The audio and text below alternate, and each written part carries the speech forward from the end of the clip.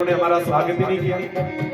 अब उसी की जगह आप गए, आपने मन में सोचा कि भैया हम जाएंगे, चुपके से पीछे से आएंगे, कथा में जाकर के बैठ जाएंगे, किसी को भी कष्ट नहीं देंगे, किसी से भी अपना आतिथ्य स्वीकार नहीं करेंगे।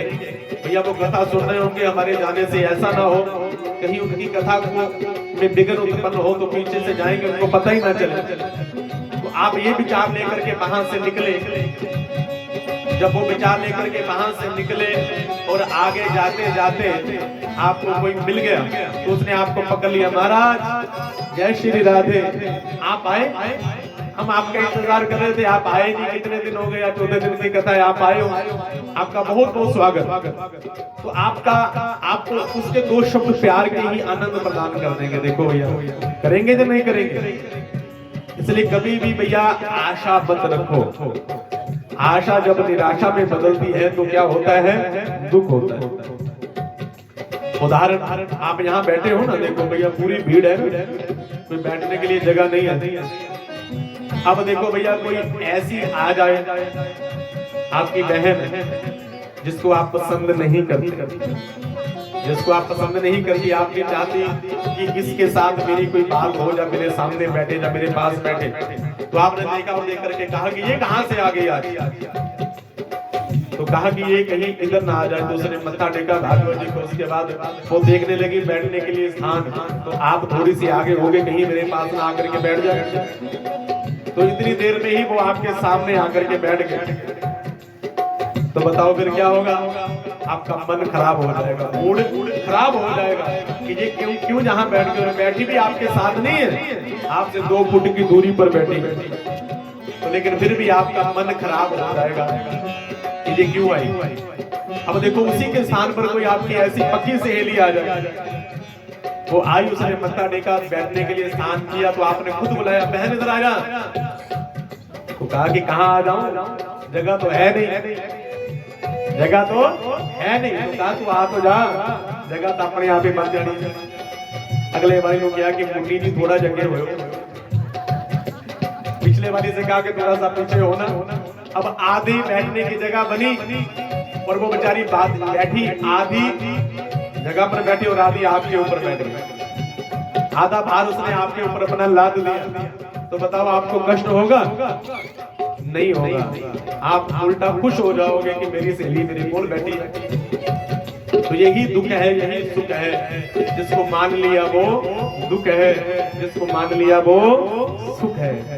इसलिए जीवन एक नदिया है, सुख दुख दो किनारे हैं, जीवन एक नदिया है, सुख दुख दो किनारे हैं, हम किसको सहे भगवन,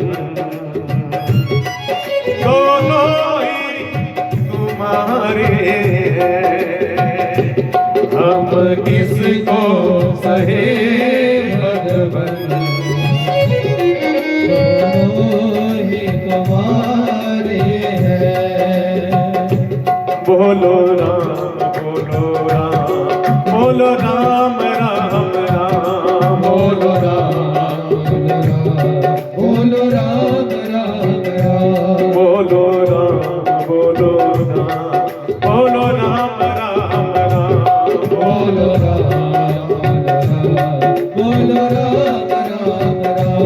बोलो राम राम राम, बोलो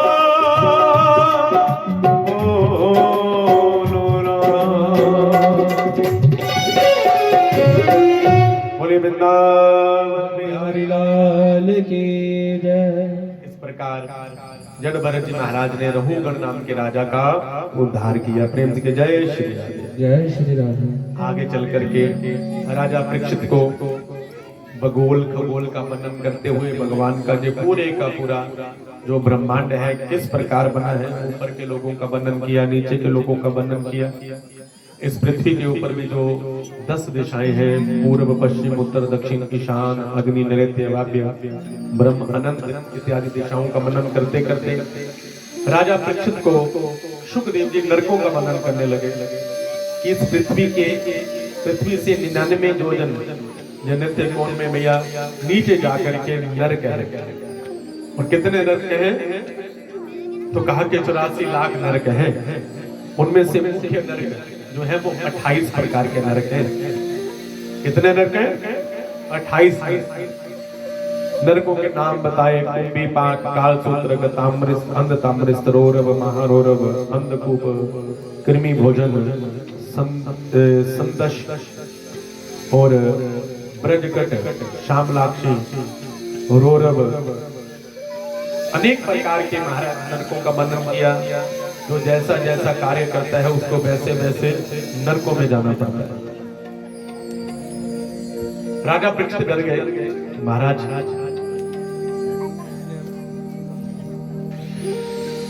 महाराज ये नरक भगवान ने क्यों बनाए? प्रेम से जय श्री राम। जय श्री राम। तो सुखदेव जी ने कहा कि राजन नरक जो है ना ये भगवान का धोबी घाट है। क्या है? धोबी घाट।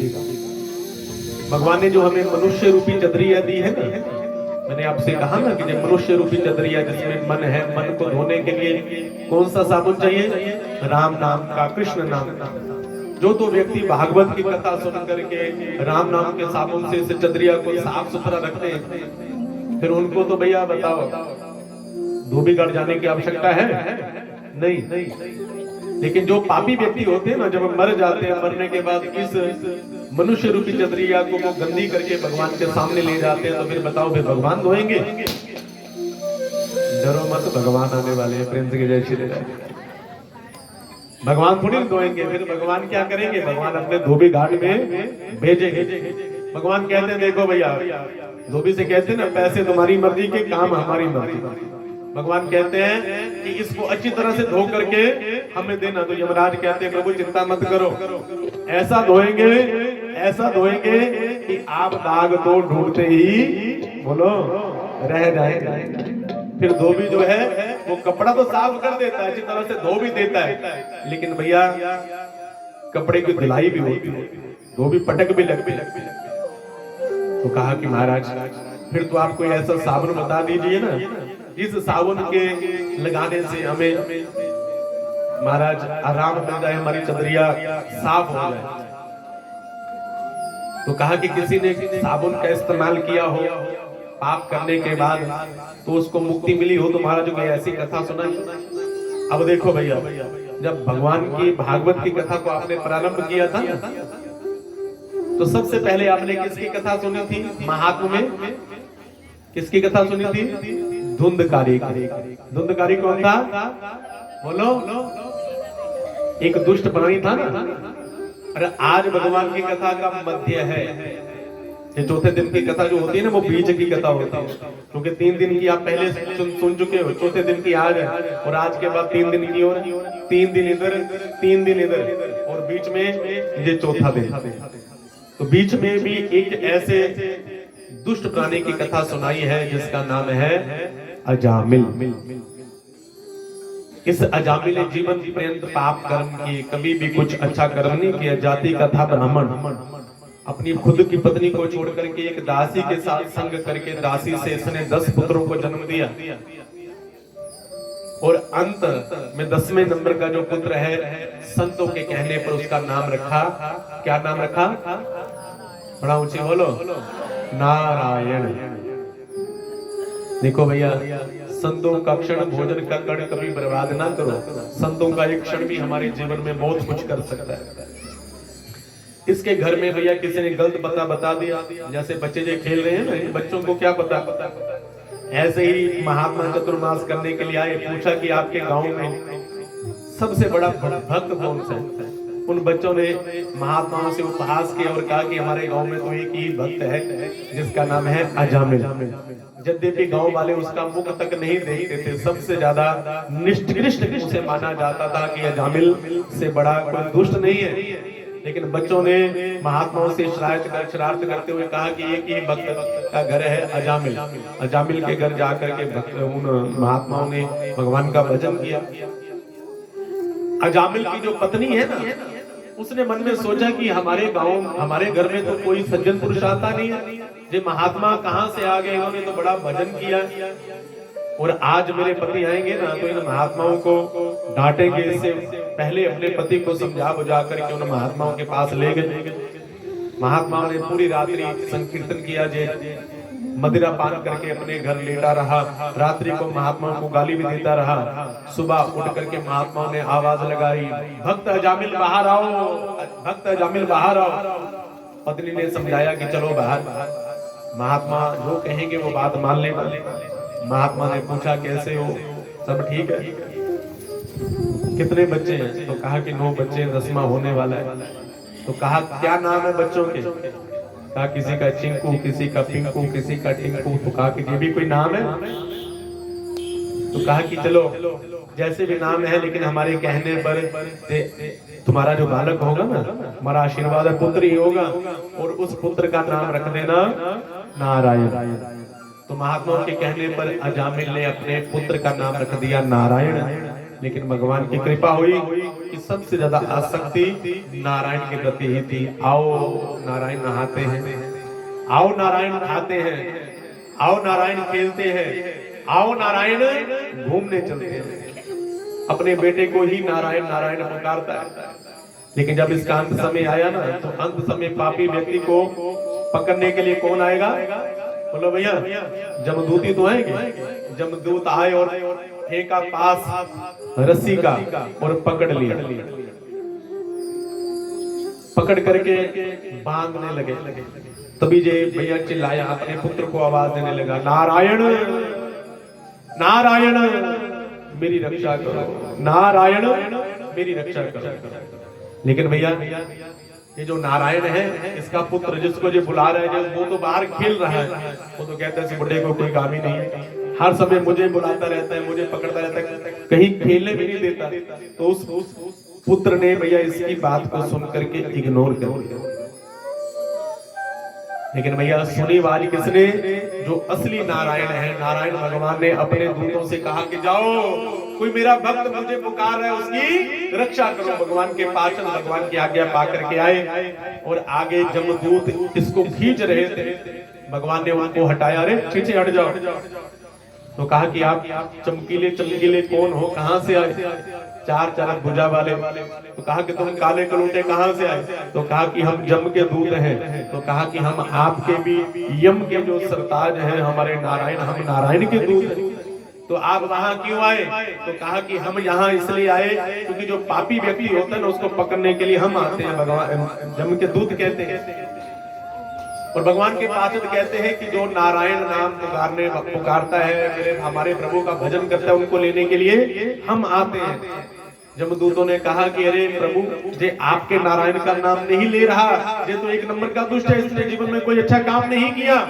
तो कहा कि अब तो अच्छा काम कर रहा है ना, ये नारायण नाम पुकार रहा है। तो कहा कि प्रभु आपको गलतफहमी हो रही है, ये आपके नारायण का नाम नहीं ले रहा, ये अपने बेटे नारायण का नाम ले रहा है, वो बाहर खेल रहा है।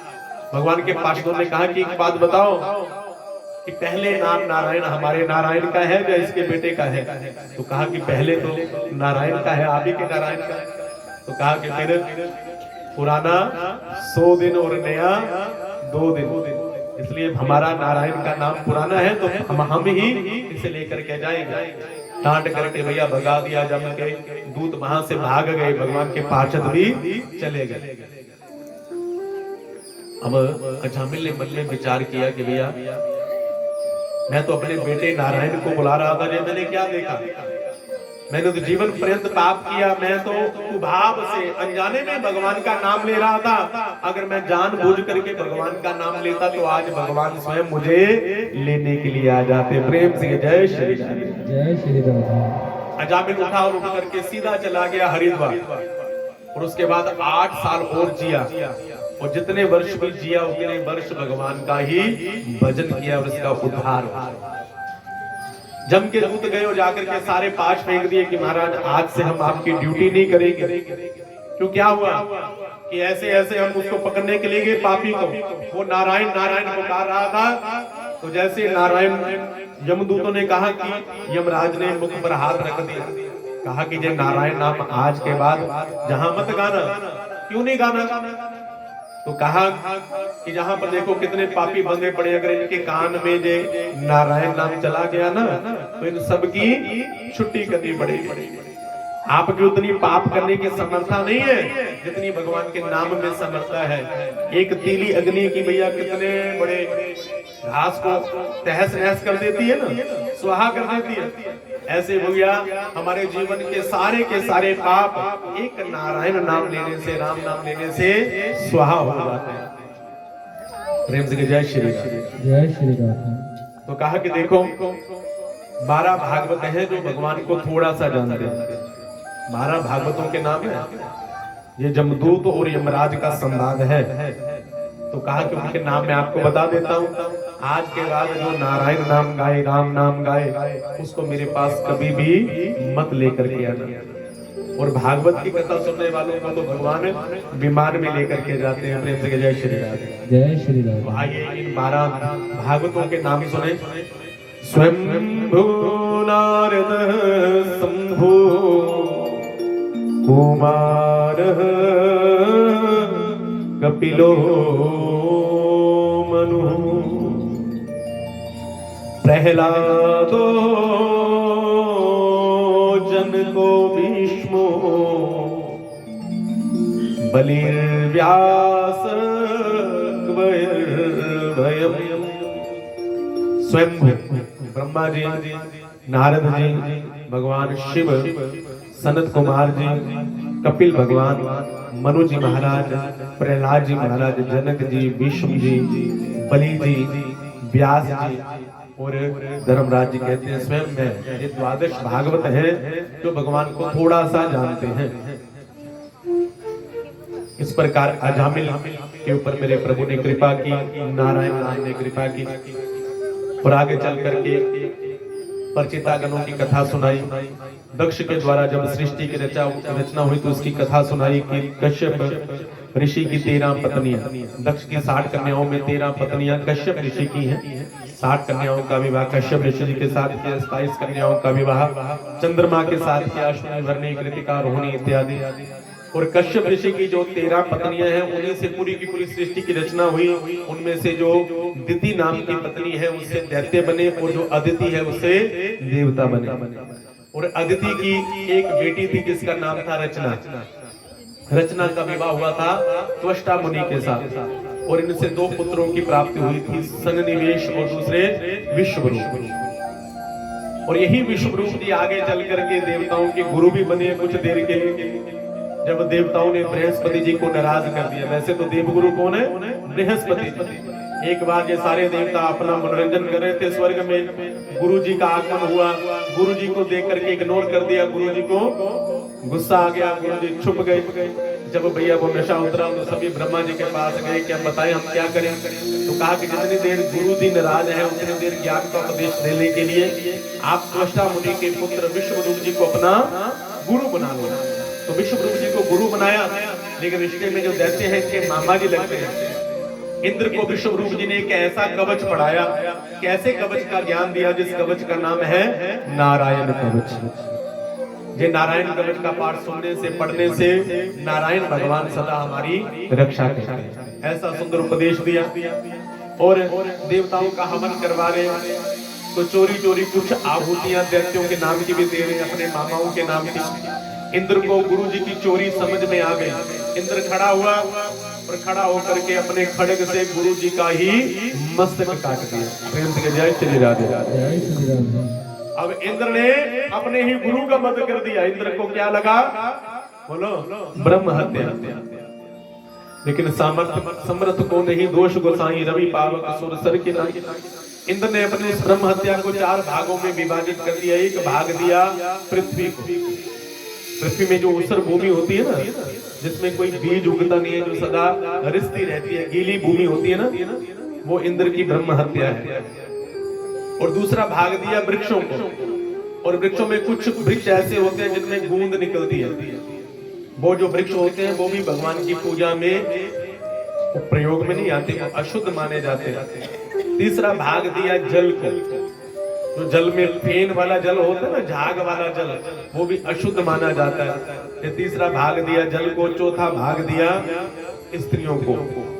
जो 4 दिन तक स्त्री अपवित्र रहती है रजोगुण में, वो इंद्र की ब्रह्म हत्या है। इतने दिनों तक भैया कोई भी सत्कर्म नहीं करना चाहिए। जहां तक कि हमारे शास्त्रों में लिखा है कि स्त्री को रसोई घर में भी नहीं जाना चाहिए। इसलिए भैया ये ज्ञान जो है वो भागवत की कथा में आप विस्तार से प्राप्त कर सकते हैं। इंद्र ने 4 भागों में ब्रह्म हत्या विभाजित कर दी।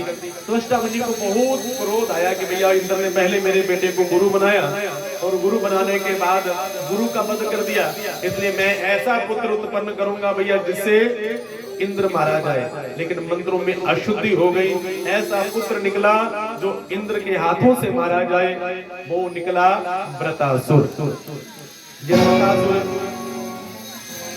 इतना बलशाली था जिसने महाराज सारे तीनों लोगों के ऊपर अपना अधिकार जमाया। देवता भी भागने लगे, सभी देवता भाग करके ब्रह्मा जी की शरण में गए कि महाराज दुष्ट से हमारी रक्षा करो। ब्रह्मा जी ने कहा कि चलो भगवान विष्णु के पास। भगवान विष्णु के पास गए। भगवान विष्णु ने कहा कि ये वृतासुर तभी मरेगा जब आप दधीचि ऋषि की हड्डियों का वज्र बनाओ। सारे गए हाथ जोड़ करके दधीचि ऋषि जिनसे कि महाराज आप हमें अपनी हड्डियां दान कर दीजिए। दधीचि ऋषि ने पहले तो महाराज उनसे कुछ बातें कही, बाद में कहा कि ये शरीर ये तो भैया सभी के काम आए, इससे बढ़कर के और कुछ क्या हो सकता है। इसलिए दधीचि ऋषि के शरीर में कुछ खाद्य पदार्थ लगाए गए। गौ मैया ने शरीर चाट चाट करके हड्डियों का ढांचा बना दिया। बाद में उसी हड्डियों का भैया विश्वकर्मा जी ने वज्र बनाया, जिस वज्र के द्वारा इस वृतासुर का उद्धार हुआ। प्रेम से जय श्री राम, जय श्री राम। लेकिन इस वृतासुर ने पहले भगवान की बड़ी सुंदर स्तुति की। अहम हरे तब पादई कमूल दासानुदासो भवितास भूय। हे प्रभु, उस वज्र में भगवान का दर्शन करने लगा कि प्रभु आप मुझे अपना दास मत बनाइए, मुझे अपने दासों का भी दास बना लीजिए। बाद में भगवान की 4 प्रकार के पदार्थों से पूजा की कि प्रभु मैं सदा आपका ध्यान करता रहूं, बजता रहूं। बाद में भैया इसके अंदर असुर भाव जागृत हुआ तो इंद्र के ऊपर आक्रमण किया। तो रसगुल्ला समझ करके इंद्र को अपने अंदर कर गया। इंद्र के पास नारायण कवच था, वज्र हाथ में था। तो 1 वर्ष के बाद इसका शरीर फाड़ करके इंद्र बाहर आया। प्रेम से जय श्री राधे, जय श्री राधे। परीक्षित जी ने शुक्लदेव जी से कहा कि प्रभु आपने बड़ी सुंदर सुंदर कथाएं सुनाई, लेकिन मुझे एक बात बताइए कि भगवान भेदभाव क्यों करते हैं। प्रेम से जय श्री राधे, जय श्री राधे। क्या कहा कि भगवान भेदभाव क्यों करते हैं। तो कहा कि भगवान भेदभाव कहाँ करते हैं। तो कहा कि अभी आपने बताया कि भगवान दैत्यों को मार देते हैं, भगवान भैया देवताओं का पक्ष रखते हैं। तो भगवान ये पक्षपात क्यों करते हैं। प्रेम से जय श्री राधे, जय श्री राधे। तभी राजा परीक्षित को भैया एक बड़ी सुंदर कथा सुनाई प्रहलाद जी।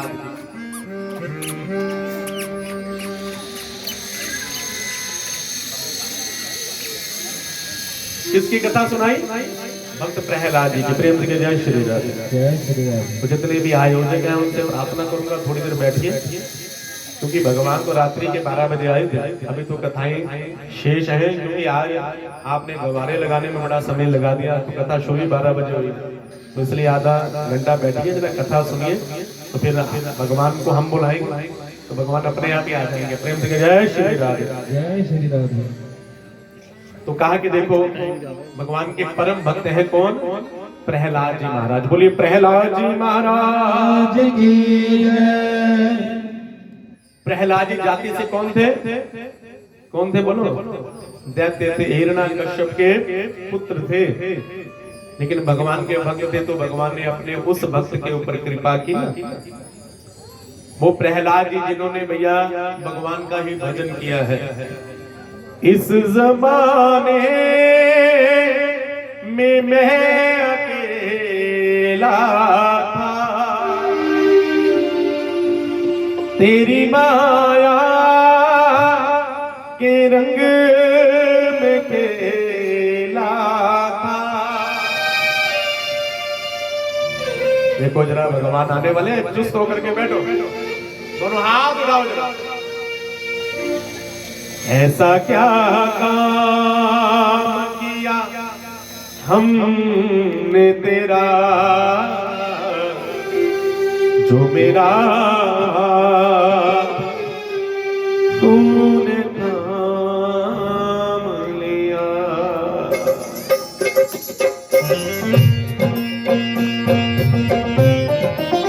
और हाथ उठाकर हाथ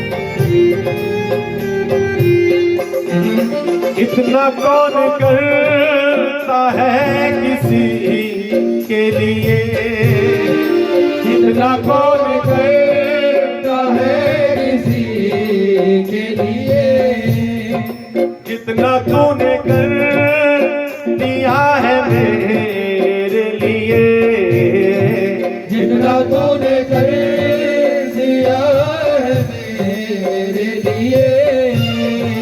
मेरी जिंदगी बदल दी तूने, मेरी जिंदगी बदल दी तूने। क्या जरा सा मैंने तेरा नाम लिया, ऐसा क्या काम किया हमने तेरा जो मेरा तूने थाम लिया। तो आओ संक्षिप्त में ही प्रहलाद चरित्र सुनते हैं। प्रहलाद महाराज जो हिरण्यकश्यप के 5 पुत्रों में से एक पुत्र हैं, वो हिरण्यकश्यप जिसने ब्रह्मा जी का तप किया और ब्रह्मा जी से अमरता का वरदान मांगा। ब्रह्मा जी ने कहा कि भैया मैं खुद अमर नहीं हूं, तुम्हें कहां से अमर बना दूंगा। तो फिर वरदान मांगा, ना मैं दिन में मरूं, ना रात में मरूं, ना ऊपर मरूं, ना नीचे मरूं, ना अस्त्र से मरूं, ना शस्त्र से मरूं, ना मनुष्य से मरूं, ना पशु से मरूं, ना ब्रह्मा जी के बनाए हुए किसी प्राणी के हाथों से मरूं, ना ब्रह्मा जी के बनाए हुए 12 महीने में से किसी महीने में मरूं। ब्रह्मा जी ने कहा कि भैया बस कर, तुमने तो कुछ छोड़ा ही नहीं। कहा कि तूने तब भी बहुत किया है, तथास्तु, ऐसा ही होगा। ब्रह्मा जी चले गए और इन्हीं के घर में मैया प्रहलाद जी महाराज का प्रादुर्भाव हुआ। प्रहलाद जी की मैया क्यादु, देवताओं ने आक्रमण किया। जब हिरण्यकश्यप तप कर रहा था तो नारद जी ने इनकी रक्षा की, इनको अपने आश्रम में ले आए और ऐसी कथाएं सुनाई क्यादु को। तो गर्भ में ही प्रहलाद जी भगवान के परम भक्त बन गए। भगवान की कथा को सुन करके भगवान से प्यार हो गया। भगवान की कथा सुनोगे तो भगवान से प्यार हो जाएगा। हिरण्यकश्यप ने प्रहलाद जी को पढ़ने के लिए हिरण्यकश्यप विश्वविद्यालय में भेजा। वहां पर चंडामर के इनको ज्ञान देते हैं, लेकिन ये तो पढ़े पढ़ाए हैं। पिताजी ने पूछा कि प्रहलाद कैसी पढ़ाई चल रही है, तो कहा कि पिताजी बहुत अच्छी चल रही है। क्या पढ़ा? तो कहा कि पिताजी ये पढ़ा कि ये ग्रस्त अंधकूप कुआं है, इसलिए इसमें नहीं गिरना चाहिए, भगवान का भजन करना चाहिए। बड़ा क्रोध आया हिरण्यकश्यप को कि मेरे पुत्र को कैसी शिक्षा दे रहे। चंडामर्क ने कहा कि प्रभु हम नहीं दे रहे, तो पढ़ा पढ़ाया आया। कहा कि इसे ठीक ढंग से पढ़ाओ। अगली बार फिर गए तो फिर 9 पाठ पढ़ा दिए, नवदा भक्ति पढ़ा दी। बेटा क्या पढ़ा? तो कहा कि पिताजी 9 पाठ पढ़े। क्या क्या पाठ पढ़े? श्रवणम कीर्तनम विष्णु स्मरणम पाद सेवनम अर्चनम वंदनम दास्यम सख्य आत्मनिवेदनम। ये नवदा भक्ति का उपदेश दिया प्रहलाद ने। अब तो हिरण्यकश्यप ने इतना अत्याचार किया, पर्वतों से नीचे गिराया, काल कोठरी में बंद करवाया, होलिका से जलाया।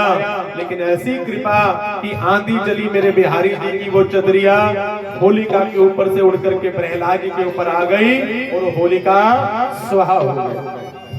आज भी फाल्गुन मास की पूर्णमासी को हम होली मनाते हैं ना, वहां पर दो प्रकार से होली मनाई जाती है। जो प्रहलाद के मित्र थे प्रसन्न हो गए कि हमारा मित्र बच गया, उसी राख को एक दूसरे को मलने लगे। लेकिन कुछ जो हिरण्यकश्यप के भक्त थे पकड़ पकड़ करके उनको कीचड़ में फेंकने लगे। इसलिए जो रंग लगा करके होली मनाते हैं वो प्रहलाद जी के पक्ष के हैं, जो गंदी होली खेलते हैं वो हिरण्यकश्यप के पक्ष के। आज भी होली दो प्रकार से खेली जाती है। तो जब हिरण्यकश्यप ने पूछा कि तू मुझे छोड़ करके किसका भजन करता है, तो कहा कि उस परमात्मा का जो कण कण में विद्यमान है। तो कहा कि वो मुझे क्यों नहीं दिखाई देता, तो कहा कि तुम्हें इसलिए नहीं दिखाई देता क्योंकि तुम्हारे मन में भगवान के लिए प्यार नहीं है। हरि व्यापक सर्वत्र समाना, प्रेम ते प्रगट होई मैं जाना। हरि व्यापक सर्वत्र समाना, प्रेम ते प्रगट होई मैं जाना। प्रेम से बुलाओ ना। लेकिन हिरण्यकश्यप ने प्रेम से नहीं क्रोध से कहा कि क्या इस खंबे में भी तेरा भगवान है, तो कहा कि हाँ, अगर वो सर्वत्र है तो खंबे में भी है। एक गदा का प्रहार किया और गदा में से नरसिंह भगवान का प्रादुर्भाव हो गया। नरसिंह भगवान, नरसिंह भगवान भैया जोर जोर से सिंहनाद करने लगे। सारा दिन हिरण्यकश्यप को घुमाया और जैसे सायंकाल हुई पकड़ करके जंगा पर बिठाया। हिरण्यकश्यप ने कहा कि तू मुझे मार नहीं सकता, क्यों? क्योंकि मैंने ब्रह्मा जी से वरदान मांगा है, ना मैं ऊपर मरूं ना नीचे मरूं। भगवान ने कहा कि दुष्ट, ना तू ऊपर है ना नीचे है, तू तो मेरे जंगा के ऊपर बीच में है। मैंने और वरदान मांगा है, ना अंदर मरूं ना बाहर मरूं। भगवान ने कहा कि ना अंदर है ना बाहर है, तू दहलीज पर है। मैंने और वरदान मांगा है, ना स्त्री से मरूं ना पुरुष से मरूं। भगवान ने कहा कि देख, ना तो मैं स्त्री हूं ना पुरुष हूं। और वरदान मांगा है, ना मनुष्य से मरूं ना पशु से मरूं। भगवान ने कहा कि ना मैं मनुष्य हूं ना पशु हूं, मैं तो कोको भैगो दोनों का। और कुछ मांगा है, तो कहा कि प्रभु मैंने मांग रखा है कि मैं ना ब्रह्मा जी के बनाई हुई सृष्टि के किसी प्राणी से मरूं। भगवान ने कहा कि ब्रह्मा को मैंने बनाया है, ब्रह्मा जी ने मुझे नहीं बनाया। तो कहा कि मैंने ये भी मांगा है कि मैं 12 महीने में किसी महीने में ना मरूं। भगवान ने कहा कि तुम्हें मारने के लिए मैंने एक स्पेशल पुरुषोत्तम मास बनाया है। मैंने और भी मांगा है, क्या मांगा है? तो कहा कि मैंने मांगा ना अस्त्र से मरूं ना शस्त्र से मरूं। भगवान ने कहा कि दुष्ट, तुम्हें मारने के लिए अस्त्र शस्त्र की आवश्यकता नहीं है, तुम्हें मैं अपने नाखूनों से मार रहा हूं। भगवान ने इतना कह करके उसकी छाती में अपने नाखून चुभोए और उसकी छाती फाड़ करके उसकी नाड़ी को अपनी माला बनाकर भगवान जोर जोर से सिंहनाद करने लगे। देवता ऊपर फूल लेकर के खड़े हैं कि भगवान इसको मारेंगे तो फूल फेंकेंगे। लेकिन भगवान के क्रोध से भैया सभी डर गए, भगवान के ऊपर एक भी फूल नहीं फेंका और सभी भाग करके लक्ष्मी मैया के पास गए। लक्ष्मी मैया भाग करके आई, भगवान की दहाड़ सुन करके लक्ष्मी मैया भी उल्टे पैर वापस भागी। बाद में ब्रह्मा जी ने प्रहलाद से कहा कि प्रहलाद तुम जाओ, जाकर के भगवान के क्रोध को शांत करो। भगवान प्रहलाद को पकड़ करके अपनी गोद पर बिठाते हैं, प्रहलाद को चाटते हैं, उसके सिर पर हाथ फेरते हैं और दोनों हाथ जोड़ करके भगवान प्रहलाद से क्षमा मांगते हैं। क्षमा करो नाथ मुझे देर भई आने में, क्षमा करो भक्त मुझको देर भई आने में, क्षमा करो भक्त मुझको देर भई आने में, क्षमा करो भक्त मुझे देर भई आने में। भगवान ने अपने भक्त से क्षमा मांगी कि मुझे क्षमा कर दो, मुझे आने में देरी हो गई। प्रहलाद ने कहा कि प्रभु आपने कृपा की मेरे ऊपर, कहा कि तुम्हारे पिता ने तुम्हें बहुत सताया ना, अब वर मांग क्या चाहिए? तो कहा कि प्रभु कुछ नहीं चाहिए।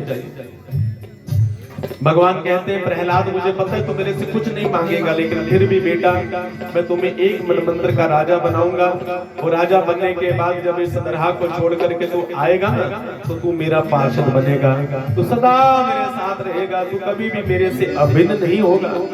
प्रहलाद तुम्हें मैं अपना पार्षद बनाऊंगा, लेकिन ये शरीर मिला है इसका उपभोग करो, जहां पर एक मनमंत्र तक राजा बन करके रहोगे। प्रहलाद जी ने दोनों हाथ जोड़ करके कहा कि प्रभु एक कृपा और कर देना कि मेरे पिता की अधोगति ना हो, दुर्गति ना हो। भगवान ने कहा कि प्रहलाद तेरे जैसा पुत्र जिस कुल में जन्म ले लेता है उसकी 21 पीढ़ियों तक का उद्धार हो जाता है। मैं तुम्हारे ऊपर कृपा करता हूँ और तुम्हें वरदान देता हूँ कि आज के बाद तुम्हारे कुल में मैं किसी का भी वध नहीं करूंगा। ऐसे भगवान ने प्रहलाद जी के ऊपर कृपा की। आगे अष्टम स्कंद में मन मंत्रों का वर्णन है। एक मन मंत्र में मेरे ठाकुर जी ने समुद्र मंथन करवाया और एक मन मंत्र में मेरे ठाकुर जी ने गज के ऊपर कृपा की है। और आगे भैया नवम स्कंद में 24 अध्याय हैं, जिनमें 12 अध्यायों में सूर्य वंश की कथा सुनाई है और 12 अध्यायों में चंद्र वंश की कथा सुनाई है। और सूर्य वंश में आए हैं श्री रामचंद्र जी। बोलिए सियापति रामचंद्र महाराज की। अब चिंता मत करना, बस 10 मिनट में भगवान आने वाले, क्योंकि आप सबके मुंह ऐसे बने जैसे पता नहीं हमने आपको कौन सा दंड दे दिया। भगवान आने वाले, थोड़ा सा मुस्कुरा लो, प्रेम से जय श्री राधे। जय श्री राधे। भगत के वश में है भगवान। अगर भागवत जी की बात करें तो भैया आजकल जो हमारा समय है ना, समय के कारण भगवान की कथा से भी हमें अन्याय करना पड़ता है। भागवत की कथा इतनी आसान नहीं है। एक कृष्ण दर्श पाने के लिए हस्ती को मिटाना पड़ता है। यहाँ पर तो एक घड़ी ऊपर भी चलेगी तो क्या होगा। देखो वहां पर समुद्र के मंथन की कथा भी हमने छोड़ दी, गजेंद्र मोक्ष की कथा भी हमने छोड़ दी आपके लिए कि भैया ऐसा ना हो कि कल यहाँ पर पूरे टेंटों को कथा सुनानी पड़ती, क्योंकि जो कथा पीछे छोड़ करके आएगी उसे कहीं ना कहीं तो पूर्ति करनी पड़ेगी ना। प्रेम से जय श्री राधे। सूर्यवंश की कथा सुनने का भी हमारे पास समय नहीं है। सूर्यवंश में बड़े प्रतापी राजा हुए महाराज। इतने प्रतापी राजा हुए हैं जिनकी जितनी बात करें उतनी ही कम है। इतनी आग कहां लगाऊं, इतने रावण कहां जलाऊं, घर घर लंका घर घर रावण, इतने राम कहां से लाऊं। ये राम चरित्र सुनना बड़ा जरूरी है। वैसे तो राम कथा 9 दिन की है, लेकिन जहां पर शुक्रदेव जी ने राजा परीक्षित को 2 अध्यायों में राम कथा सुनाई। कितने अध्यायों में? 2 अध्यायों में। क्यों सुनाई? क्योंकि अगर राम कथा नहीं सुनोगे तो कृष्ण कथा सुनने के अधिकारी नहीं रहोगे।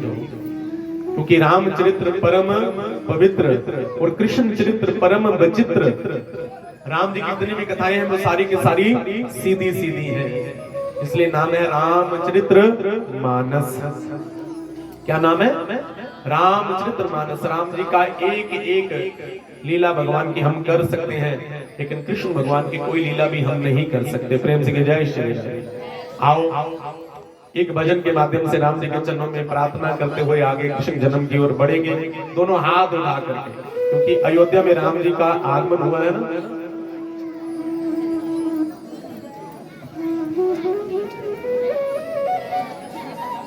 वो हमारे बीच में परमादरणीय संत अविनाश जी महाराज पधारे हैं। एक बार ताली बजा करके स्वागत कीजिए। आप सभी बैठ जाइए, सभी अपने अपने सामने बैठ जाइए। केवल हाथ उठा करके यदि महाराज संतों का सम्मान करोगे तो उतना ही सम्मान होगा। प्रेम से जय श्री राम। खत्म हुआ बनवास, आ गए राम मेरे, सजा अयोध्या धाम, आ गए राम मेरे।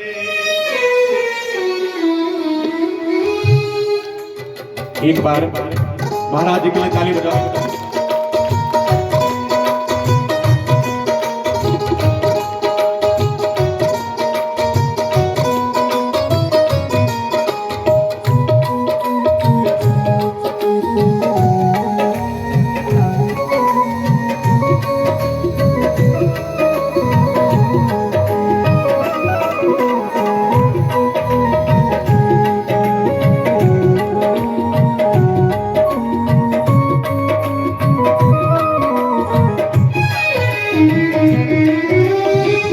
संत समागम हरि कथा, तुलसी दुर्लभ दोय,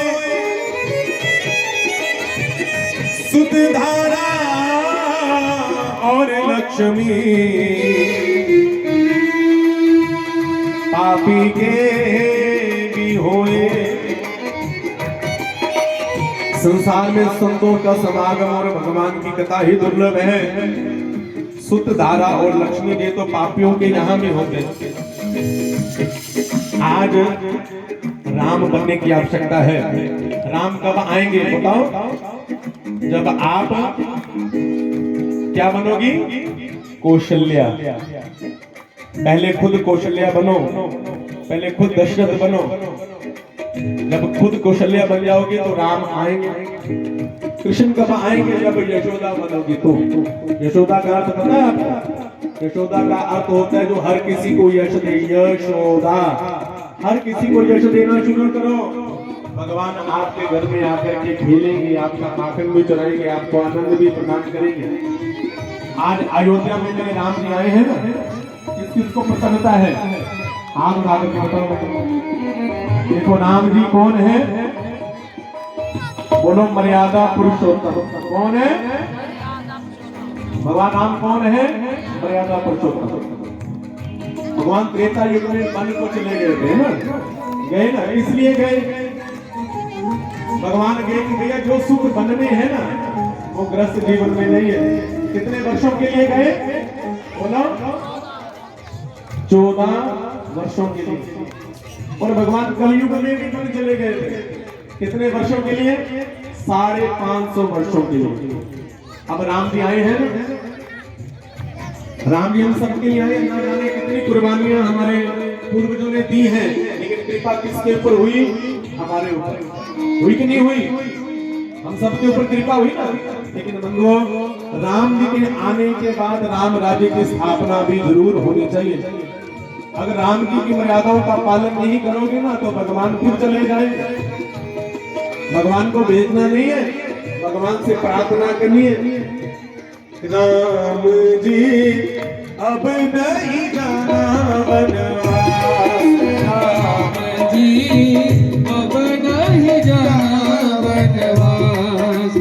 नाम मांगे हीरे मोती, नाम मांगे हीरे मोती।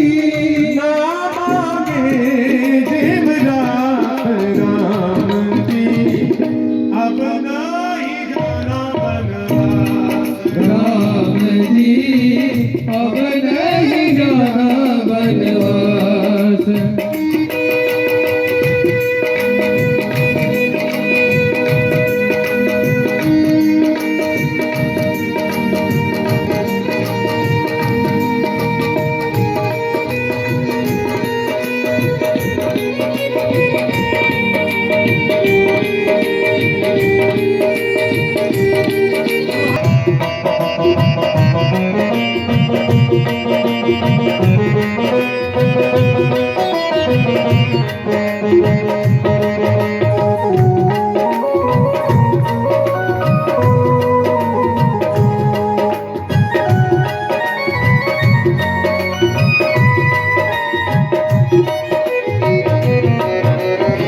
राम जी की विशेषता क्या है?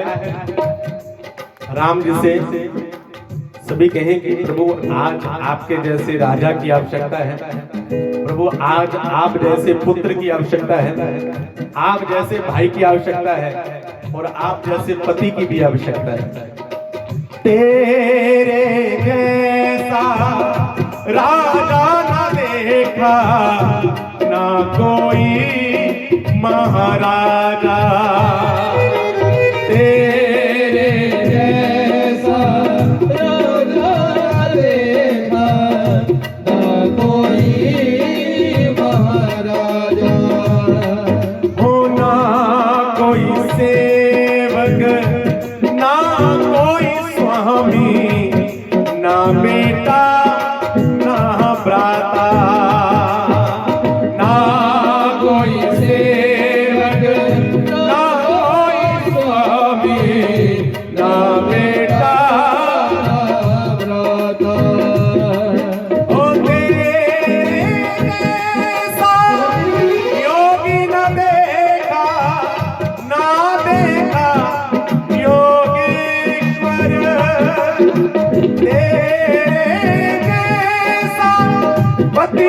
न देखा, ना कोई गरीब नवाजन, राम जी अब नहीं जाना वनवास। प्रेम से विवाह करने के बाद उसी के घर छोड़ने जा रहे, इसी को मारे।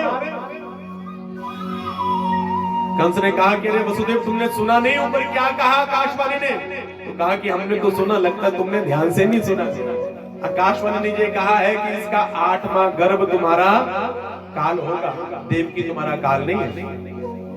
तो कहा कि इसी से तो गर्भ होगा ना रहेगा बांसुरी, ना बजेगी बांसुरी। तो कहा कि देख, अभी मैंने पानी ग्रहण किया है ना, इससे विवाह किया है, इसको वचन दिया है कि इसकी रक्षा मैं करूंगा, तो मेरे सामने तू मार नहीं सकता और हम तेरे से युद्ध भी नहीं करेंगे। हाँ, मैं तुम्हें वचन देता हूँ कि देवकी की एक एक संतान ला करके मैं तुम्हें सौंप दूंगा। कंस को वसुदेव जी के ऊपर विश्वास था कि ये झूठ नहीं बोलते। उन दोनों को कारागार में बंद कर दिया गया। धीरे धीरे एक एक संतान का जन्म हुआ, ला करके कंस को दे दिया। लेकिन कंस ने पहले बालक को छोड़ दिया। बाद में किसने बताया कि महाराज एक माला दी, पहला मोती कौन सा है, आखिरी मोती कौन सा है। तो कंस चक्कर खा गया। बाद में उस बालक को बुला करके कंस ने उसे मार दिया, दूसरा मार दिया, तीसरा, चौथा, 5वां, 6ठा, कितने मार दिए? 6 बालकों को मार दिया। वो 7वें रूप में कौन आए? बलराम जी महाराज। भगवान ने सोचा कहीं ऐसा ना हो कि भैया जो काम हमने करना है वो बलदाऊ भैया पहले ही कर देंगे। इसलिए सबसे पहले गर्भ ट्रांसफर किसने करवाया? हमारे कन्हैया ने जोग माया को बुला करके भैया माँ देवकी का गर्भ उठा करके कहाँ शिफ्ट कर दिया? महारोणी के गर्भ में। सबसे पहला गर्भ ट्रांसफर बलराम जी महाराज का हुआ। कंस को पता चला कि महाराज 7वां गर्भ, तो कहा कि महाराज वो तो आया था लेकिन अदृश्य हो गया। कंस जोर जोर से हंसने लगा कि मैं इतना ज्यादा महान हूँ, इतना ज्यादा मैं शक्तिशाली हूँ कि भैया मेरे से भयभीत होकर के बालक भी गर्भ से भागने लगे। लेकिन अब 8वें रूप में कौन आए हैं? गर्भ के रूप में हमारे कन्हैया। कहाँ आए? माँ देवकी के गर्भ में। लेकिन देवताओं ने कहा कि चलो जाकर के भगवान की गर्भ स्तुति करते हैं। तो सभी जरा सीधे होकर के बैठो भैया, कमर जरा सीधी कर लो। देखो आपको देख करके मैंने भी अपनी पीठ पीछे कर ली थी। सीधे बैठ जाओ और हाथ जोड़ो। आओ सभी मिलकर के भगवान की गर्भ स्तुति करते हैं। तो थोड़ी देर में ही भगवान का स्वागत करेंगे, भगवान भी हमारे बीच में आएंगे। दोनों हाथ जोड़ो, मेरे साथ गाओ। सत्यम व्रतम सत्यम परम त्रिसत्य, सत्यस्य जोनिं निहितं च सत्य, सत्यस्य सत्यामृत सत्यनेत्रं, सत्यात्मकं त्वां शरणं प्रपन्ना। सत्यम व्रतम सत्यम परम त्रिसत्य। मानो कि सब कुछ सत्य ही सत्य है। भगवान के भागवत जी के प्रारंभ में भी सत्य, मध्य में भी सत्य और बाद में भी सत्य। सत्य रूप कह करके स्तुति गाई और माँ देवकी ने भगवान को बुलाया। आओ हम भी बुलाएं। आज मथुरा में जन्म उत्सव मनाएंगे और कल गोकुल में गोकुल उत्सव मनाएंगे। ठीक है, आओ जाओ दोनों हाथ। मेरी प्रीत के परम आधार, हरिया जाओ एक बार। देखो ऐसे नहीं, मस्ती में, ठीक है, क्योंकि जिसकी मस्ती जिंदा है उसकी हस्ती जिंदा है। जिसकी मस्ती जिंदा है उसकी हस्ती जिंदा है। जिसकी मस्ती जिंदा नहीं है वो बेचारा जबरदस्ती जिंदा है। उठाओ दोनों हाथ। मेरी प्रीत के परम आधार, हरिया जाओ एक बार। मेरी प्रीत के परम आधार, हरिया जाओ एक बार। ओ मेरी प्रीत बबर में नैया है, मेरी प्रीत बबर में नैया है। ओ यहाँ कोई भी नहीं मेरा है।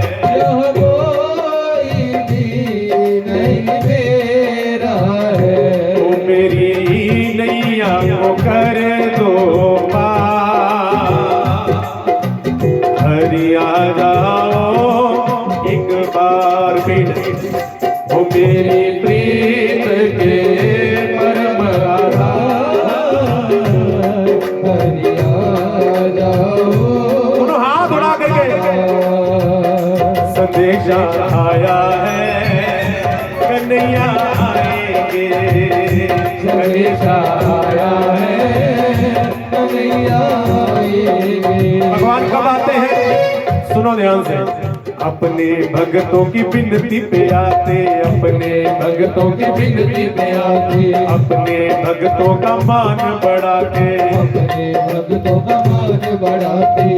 देखो उमरपुर वाले आप दोनों हाथ उड़ाओ आज हमारी बारी है उमरपुर की बारी है भूल न पाएंगे उमरपुर की बारी आप भी दोनों हाथ उड़ा कर पाएंगे। संदेशा आया है कन्हैया आएंगे संदेशा आया है कन्हैया आएंगे। भगवान आएंगे भगवान का स्वागत करना और भगवान आएंगे तो अब जहां से 3 दिन आप 4 दिन हमारे आपने बहुत अच्छे हमें दिए आप सभी अपने लिए ताली बजाओगे क्योंकि नहीं तो आजकल भगवान की कथा में केवल नाच गाना ही होता है लेकिन 4 दिन आपने आराम से बैठ करके मेरे ठाकुर जी की कथा सुनी तो बहुत सी माताएं ऐसी भी होंगी जिन्होंने नचने को भी दिल करता होगा कि पंडित जी तो नचाते ही नहीं लेकिन भैया भगवान की इतनी कृपा है अगर हम नचाने पर आ जाए तो हमारे जैसा कोई नचाता भी नहीं तो 3 दिन अब आपके हैं ठीक है कल से ठाकुर जी की सुंदर सुंदर बाल लीलाओं में हम सुंदर सुंदर भजन सुनेंगे और खूब नाचना गाना ठीक है भगवान तो सबको नचाते हैं नचना शाम में नाच अब तो भगवान के साथ नाचना है आओ जरा दोनों हाथ उड़ा स्वागतम कृष्ण स्वागतम कृष्ण स्वागतम कृष्ण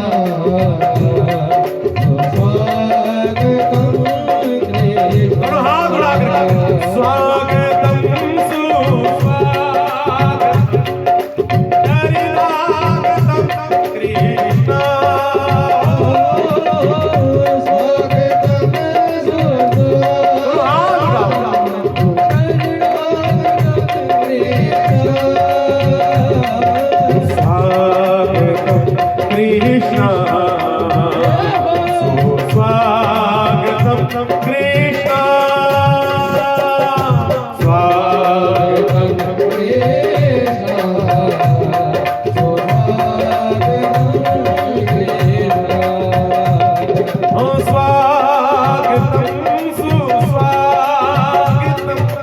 हरिनागतम कृष्ण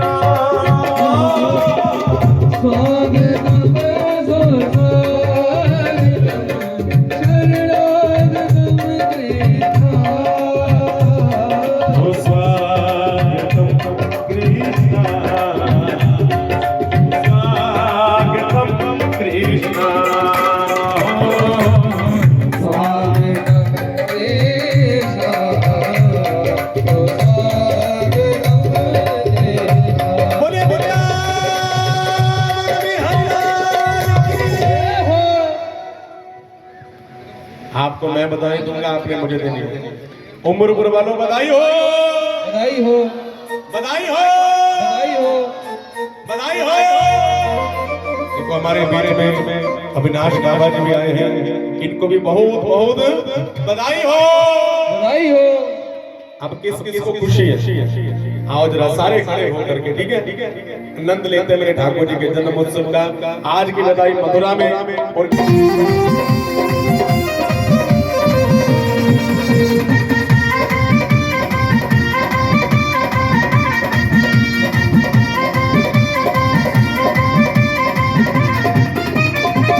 देखो आपको मैंने कोई सजा नहीं दी आपको खड़ा किया नाचने के लिए ठीक है आज मथुरा में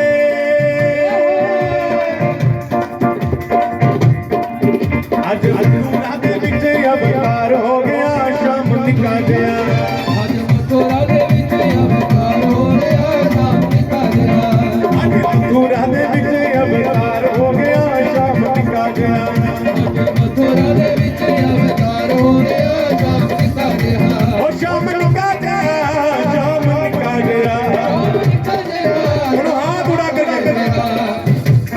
मथुरा दे आज मथुरा दे विच अवतार हो गया शाम निका गया आज मथुरा दे अवतार हो गया शाम निका गया